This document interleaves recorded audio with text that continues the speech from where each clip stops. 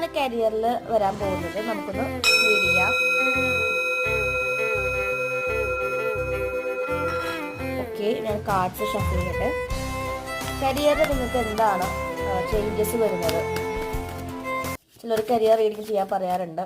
അപ്പോൾ നമുക്ക് നോക്കാം. ഇവിടെ കാർഡ്സ്